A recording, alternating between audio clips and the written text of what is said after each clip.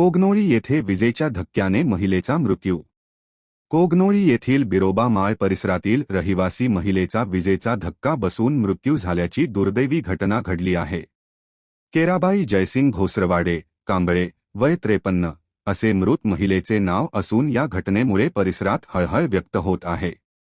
मिळालेल्या माहितीनुसार बिरोबा माळ हळसिद्धनाथ नगर परिसरातील जैन भवन शेजारील वस्तीमध्ये राहणाऱ्या केराबाई घोसरवाडे या गुरुवारी दुपारी घरातील पाणी भरण्यासाठी विद्युत पंप सुरू करण्यासाठी गेल्या होत्या. यावेळी अचानक त्यांना विजेचा जोरदार धक्का बसला.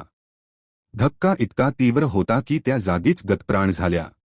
घटनेची माहिती मिळताच परिसरातील नागरिकांनी त्यांना तातडीने मदत करण्याचा प्रयत्न केला, मात्र तोपर्यंत त्यांचा मृत्यू झाला होता. या घटनेची नोंद निपाणी ग्रामीण पोलीस ठाण्यात झाली आहे. पुढील तपास सुरू आहे.